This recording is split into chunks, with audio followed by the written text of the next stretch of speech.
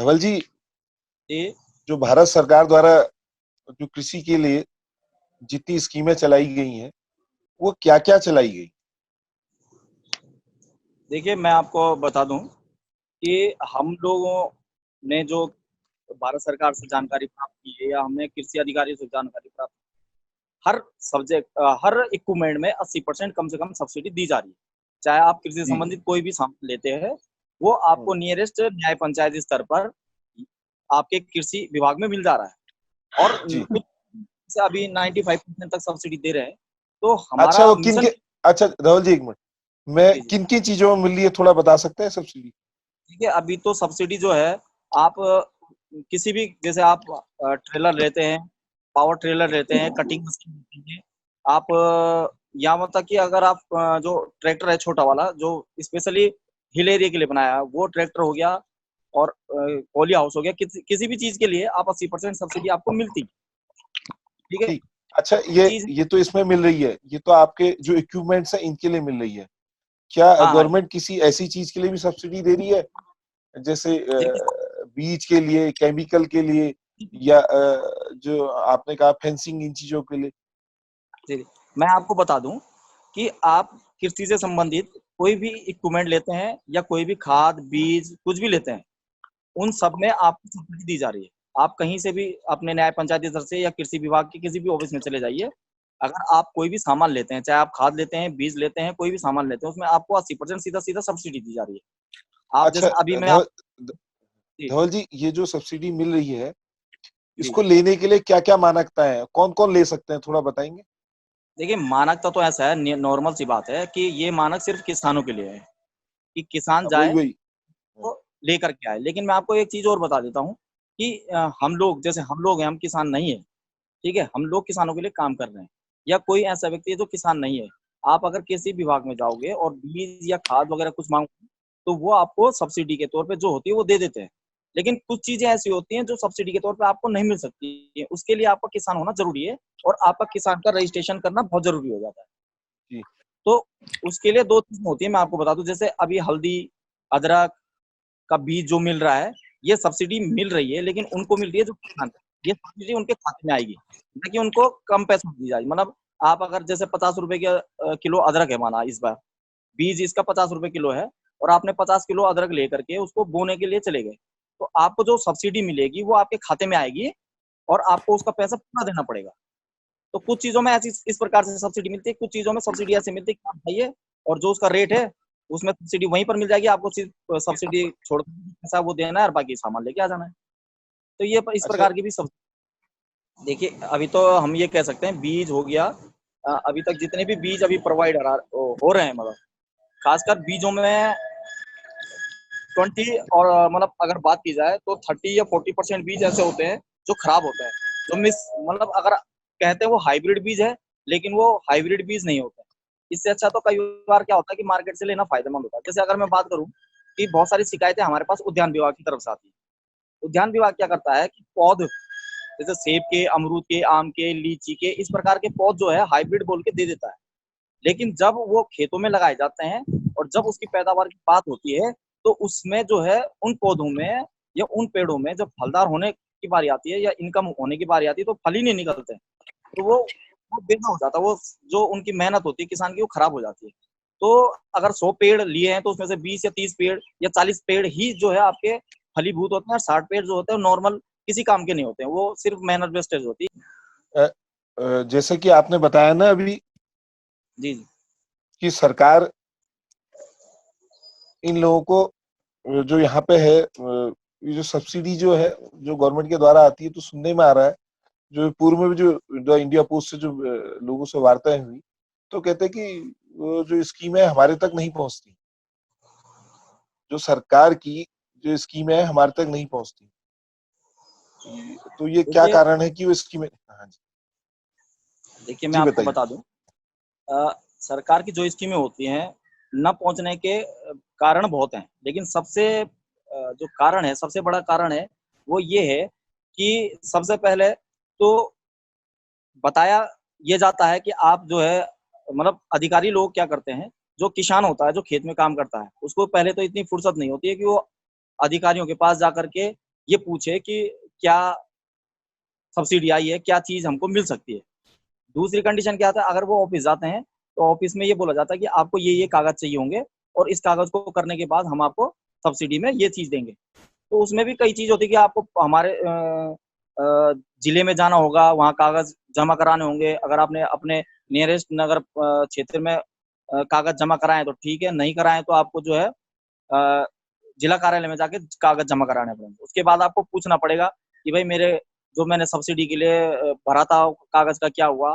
फिर बहुत सारे आवेदन आते हैं, उस आवेदनों में भी क्या होता है कि जिसकी पहुंच अच्छी होती है उसको मिल जाता है, जिसकी पहुंच नहीं होती है उसको नहीं मिल पाता है। ये सिंपल सी बात है। ठीक है, तो ये सबसे बड़ा कारण है कि अगर 1000 आवेदन आए तो 1000 आवेदनों में अधिकतर क्या होता है कि उसको मिल जाता है जिसकी पहुंच अच्छी होती है, वो ले लेता है। जिसकी पहुंच अच्छी नहीं होती है, जो धरातल में काम कर रहा है, उसको नहीं मिल पाता है। ये भी सबसे बड़ा मुद्दा है और ये सबसे बड़ा तो रीजन है जो लोगों को तो सब्सिडी तो नहीं मिल इसमें पाती। तो इसमें ये कह सकते हैं कि इसका भी राजनीतिकरण हो रहा है। जी बिल्कुल, राजनीतिकरण तो हर चीज में है। आप ये मान के चलिए कि अगर बच्चा पैदा भी होता है तो उसमें भी राजनीतिकरण है और मरेगा तब भी राजनीतिकरण है। ये सब चीज में राजनीतिकरण है। ये तो बहुत बड़ी समस्या है। देखिए, जी बिल्कुल। अभी आपके द्वारा कहा गया कि इस समय जो सब्सिडी आ रही है वो उन लोगों को मिलती है जिनका अपना प्रभाव और वर्चस्व होता है। तो जो सब्सिडी आ रही है इसमें क्या-क्या समस्याएं हैं? और उस सब्सिडी लेने के लिए जैसे आपने बताया कि समूह होने चाहिए, नहीं क्या-क्या समस्याएं हैं इसमें सब्सिडी में और क्या-क्या सरकार को प्रावधान करनी चाहिए कि आसानी से लोगों को ये चीजें मिल जाए और हमारे कृषक को कोई समस्या ना आए? तो इसमें थोड़ा बताएंगे? देखिए, सबसे पहले तो मैं ये कहना चाहूंगा कि जिस प्रकार से अधिकारी लोग ऑफिसों में बैठे हुए हैं, वो जा करके ग्राउंड में एक बार देखें। इनके पास डाटा बहुत है। इनके पास इतने किसानों का डाटा है कि अगर आप उस डाटा को निकालेंगे तो 1000 किसानों में से सिर्फ 100 किसान होंगे जो काम कर रहे हैं, बाकी 900 किसान ऐसे होंगे जो काम ही नहीं कर रहे हैं या दिखाने के लिए किसान है लेकिन काम नहीं कर रहे हैं। तो मेरा यह कहना है कि सरकार को एक एक नियम बना देनी चाहिए कि भाई किसी भी अधिकारी की रिपोर्ट तब मान्य होगी जब वो धरातल में जाकर के फोटो लेकर के वीडियोग्राफी करके ऑनलाइन वीडियोग्राफी करके वो उसको वेरीफाई न करे। अगर वो वेरीफाई ऑनलाइन करेगा तभी होगा, क्योंकि ऑफलाइन अगर वेरीफाई करेगा तो कभी भी जा सकता है, कभी भी दिखा सकता है। तो ऑनलाइन जब आपके पास सब कुछ ऑनलाइन हो गया तो आप ऑनलाइन वेरीफाई कीजिए। दूसरी चीज क्या होती है कि अधिकारी लोग कई बार किसानों को डरा देते हैं कि भाई तेरे को सब्सिडी नहीं मिलेगी, तेरे को आने वाले समय में हम सामान नहीं देंगे अगर तूने साइन नहीं किए इसमें कागज में कि हमने ले लिया, हमने कर दिया, हमने वो कर दिया है। तो ये भी सबसे बड़ा वो है कि लोग डरते भी हैं कि यार अगर हमने नहीं किया तो बुरा मान जाएंगे।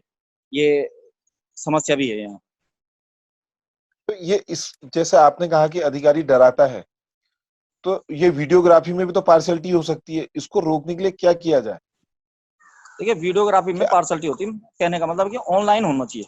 आप ऑनलाइन आइए सीधे सीधे और ऑनलाइन जो है जिस मुख्य अधिकारी से बात होनी है ऑनलाइन बात करा दीजिए कि सर मैं यहाँ पर आ गया हूँ, ये है पार्शलिटी। मैं आपकी बात समझ गया हूँ कि अगर वो डराने वाली बात हो तो ऑनलाइन से पहले भी वो डरा सकता है, ठीक है, और जी, बाद जी, में भी यही करवा कहना सकता चाह रहा हूँ। हाँ, है, ठीक हाँ। है। लेकिन एक ध्येय होना चाहिए, बीच में एक ऐसी संस्था होनी चाहिए जो निष्पक्ष रूप से काम करे, या ऐसे काम होना चाहिए कि निष्पक्ष रूप, जैसे हम लोग इस समय काम कर रहे हैं तो हम लोग, हमारा काम क्या है कि हम किसानों को अगर कोई भी सामान चाहिएगा या उनको कोई सामान लाना है और उनको पता नहीं है तो हम उनके लिए, हमारा आने वाला जो फ्यूचर है हम लोगों के लिए ये करेंगे कि भविष्य में अगर किसी किसान को कोई भी समस्या होती है, किसी प्रकार का उपकरण उपकरण चाहिए या कोई सरकार की स्कीम आती है, तो उस स्कीम को धरातल में लाने के लिए हम उस किसान की तरफ से एक प्रोजेक्ट फाइल बनाएंगे और वो सरकार के पास या वो मुख्य कृषि अधिकारी के पास या संबंधित विभाग के पास जाकर के जमा कराएंगे। और जब तक वो काम नहीं होगा तब तक हम उस काम को उसके पीछे लगे रहेंगे। ये हमारी निःशुल्क सेवा होगी उस किसान के लिए और हम एक मीडिएटर की तरह काम करेंगे बिल्कुल निष्पक्ष होकर। तो क्या हम ये माने कि सरकार द्वारा स्कीमें तो जा रही हैं, लेकिन जी बीच में जो तथाकथित जो बीच के लोग हैं, उनके द्वारा ये ऐसे मिथ पैदा कर दी जा रही है, ऐसी समस्याएँ पैदा कर दी जा रही हैं कि सही संसाधन उस कृषक तक नहीं पहुँच पा रहे हैं या कृषक भ्रमित है कि सरकार कुछ कर नहीं रही। जी बिल्कुल, बहुत सारी समस्या है, उसमें से ये सबसे बड़ी समस्या है कि धरातल में जो है सिर्फ 2 या 3 किसानों को ही दिखा दिया जाता है और सब्सिडी वाले इक्विपमेंट देने के लिए बहुत सारे किसानों को दे दिया जाता है। तो ये सब चीजें हैं कि धरातल में काम तो हो रहा है लेकिन वो सिर्फ और सिर्फ दिखावे के लिए किया जा रहा है। जो ओरिजिनल किसान है, अगर 10 किसान है तो 10 किसानों में से सिर्फ 2 किसानों को ही सामान दे दिया जा रहा है, बाकी जो सामान और दिया जा रहा है वो किसी और को दे दिया जा रहा है जिसकी पहुंच अच्छी है। भाई अगर मुझे अच्छा, पॉली हाउस की जो एक्चुअल जी नीडी है उस तक नहीं पहुंच रहा है। जी बिल्कुल उसके तक नहीं पहुंच पा रहा। तो ये सबसे बड़ी समस्या है कि एक्चुअल नीडी तक वो संसाधन पहुंच ही नहीं रहे। तो इस जी संसाधन के लिए आपने कहा कि कोई ऐसी संस्थाएं बन जाए या कुछ ऐसी एक सोसाइटी बन जाए जो इसमें इसको ऑब्जर्व करे, ऑब्जर्व करके उसके माध्यम से इसको किया जाए। क्या जो सोसाइटी है, आप इसको बुरा ना मानिएगा, हम उस सोसाइटी को कैसे कहते हैं वो सोसाइटी भी सही है? जी बिल्कुल, मैं आपकी बात से सहमत हूँ, क्योंकि आज के टाइम में बहुत सारी ऐसी सोसाइटी है जो गवर्नमेंट की ओर से काम कर रही है, ठीक है, लेकिन हम सब पे उंगली उठा सकते हैं और सब हम पे भी उंगली उठा सकते हैं, ऐसी कोई बात नहीं है, क्योंकि सोसाइटियाँ काम तो कर रही हैं, लेकिन जब सोसाइटी नहीं होती है, जब उसके पास फंडिंग नहीं होती है, तो बहुत अच्छा काम करती है, और जैसे ही वो सरकार की नज़र में आती है, सरकार उसको फंड देना शुरू कर देती है, तो उसकी और जो सरकारी कर्मचारी होते हैं, उनकी मिली-भगत के बाद जो है, वो जो भ्रष्टाचार है, वो बहुत बढ़ जाता है, और जो अच्छा काम करने वाली सोसाइटी होती है, उसको सरकारी कर्मचारी कोई भी सब्सिडी या कोई भी ऐसा काम नहीं देते हैं, या उसको उसको ब्लैक लिस्टेड कर देते हैं कि भाई इसको तो काम देना ही नहीं है, क्योंकि हमको ये घूस नहीं देता है, या ये हमको प्रॉफिट या फायदा नहीं देता है, तो वो उस सोसाइटी को तो आगे बढ़ने ही नहीं देते। सोसाइटियाँ तो वही आगे बढ़ रही हैं आज के टाइम में जो सरकारी कर्मचारियों को या नेताओं को कुछ दे रही हैं, फायदा दे रही हैं, तभी जाके अगर उठा करके देख लीजिए आप, मैं पूरे भारत की बात करूँ, भारत की छोड़ दीजिए, मैं उत्तराखंड की बात करूँ, उत्तराखंड में अगर आप किसी भी सोसाइटी को उठा के दे दिए, तो जो सोसाइटी धरातल में आई है इस समय, वो या तो 2 साल पुरानी है या 1 साल पुरानी है, और वो किसी न किसी नेता से जुड़ी हुई है, जो इस समय सरकारी फायदा उठा रही है और लोगों तक पहुँचाने का ढकोसला कर रही है, लेकिन काम कितना हो रहा है, क्या हो रहा है, कैसा हो रहा है, वो सब जानते हैं। अच्छा, इस समय जैसे वैश्विक महामारी चल रही है और 24 तारीख से लगातार लॉकडाउन है और जी, 24 तारीख से ये कहा गया है कि आप फिजिकल डिस्टेंसिंग रखें। तो इस समय जैसे किसानों का उस समय धान का एक बड़ा पीक टाइम था और ऐसी कई खेतियां थी जो पीक टाइम थी। उस समय क्या किसानों को क्या-क्या समस्याएं और आपके द्वारा क्या-क्या कार्य किए गए इस कोरोना काल? देखिए इस कोरोना के समय में जैसा कि आपको पता है कि लॉकडाउन चल रहा है, ना गाड़ियाँ चल सकती हैं, ना वो किसी भी प्रकार का वाहन की सुविधा नहीं मिल पा रही है। तो बहुत सारे जो हमारे किसान थे, उन्होंने हमसे संपर्क साधा कि हमको बीज चाहिए, पौधे चाहिए, क्या आप प्रोवाइड करा सकते हो? तो फिर हमने उनकी सुध ली और करीब हमने मैं आपको बता दूँ कि करीब-करीब 5,000 हमने, आप ये कह सकती हैं टमाटर की पौध हमने अपने किसानों को प्रोवाइड कराई है उनके घर में जाकर के। और इसी प्रकार से 2,500 और 3,000 शिमला मिर्च और बैंगन की पौध उन किसानों को दिए, और हमने ये काम किसानों को मिल करके किसानों के साथ किया है। माने किसी किसान ने अगर पौध लगा रखी है और उसने पौध जो लगा रखी है, वो बहुत ज़्यादा हो गई है और उसकी पौध खराब होने वाली है, तो उससे भी हमने संपर्क साधा, उससे उसकी पौध खरीदी और दूसरे किसानों को जाकर के उनके घर में जाकर के वो प्रोवाइड कराई। भले चाहे हमने क्या किया कि जो किसान ने हमसे जिस किसान से हमने खरीदा है, उसी रेट पे हमने दूसरे किसान को प्रोवाइड करा दिया है। इसमें हमने बीच में कुछ भी नहीं लिया है उनसे। तो ये हमने किया है, इस दौरान हमने कम से कम 10,000 पौधे हैं, चाहे बैंगन, टमाटर, शिमला मिर्च हो, ये किसानों को प्रोवाइड कराया है। करीब-करीब हमने 7-8 किलो बीज जो है, अलग-अलग प्रकार के, जैसे आप तोरी हो गया, कद्दू हो गया, लौकी हो गया, चिचिंडा हो गया, इस प्रकार के जो भिंडी हो गया, इस प्रकार के जो बीज थे, वो भी हमने प्रोवाइड कराए हैं। खाद हमने लोगों को प्रोवाइड कराई है। तो ये सारी चीज़ें हमने किसानों से लेकर ही किसानों को दी हैं। हमने किसी सरकारी विभाग से ना तो ली हैं और ना ही किसी सरकारी विभाग से हमने प्राप्त की हैं। सिर्फ हमने उन्हीं किसानों को संपर्क किया जो ये किसान कर रहे थे, और जो किसान नहीं कर रहे थे उनको वो जाकर के दे दिया है। ये हमने लॉकडाउन के दौरान ये काम किया है। द इंडिया पोस्ट के दर्शकों को एक अच्छा संदेश दिया आपने। एक कृषि मिशन नाम का एक आपने मिशन चलाया और जिसमें एक मिथ काटी कि जानवर अंदर नुकसान करने आते हैं फसल को, उसका एक एक बहुत अच्छा सा आपने समाधान दिया कि जो आप सब्जी के जो बीज घर में फेंक देते हैं, लौकी के, कद्दू के, तुरई के, उन बीज को जंगल में जाके फेंकाएं और जंगल में अगर वो बीज फेंकेंगे तो वहीं वो उत्पादन होगा, तो जानवर आएगा ही क्यों। और बहुत अच्छा आपने बहुत ही अच्छा एक अच्छा समाधान दिया। और दूसरी बात जो आपने समस्याएं बताई कि हम कहते हैं सरकार की स्कीमें और सरकार की स्कीमें वहां तक नहीं पहुंच रही है, वो स्कीमें कहाँ पे जा रही हैं, उन स्कीमों में कितना घोटाला है, ये अपना आप में एक सोचनीय विषय है। और मैं उम्मीद करता हूं सरकार से कि इसमें विचार करे, इसमें मंथन करे आपके द्वारा दिए गए मंथन एक सराहनीय मंथन है, आपके सराहनीय विचार है, और मैं आपको सत्संग नमन करता हूँ और उम्मीद ही नहीं, अपेक्षा करता हूँ जो आपने कृषि मिशन चला है वो उत्तराखंड ही नहीं अभी तो पूरे भारत तक आपका मिशन फैले।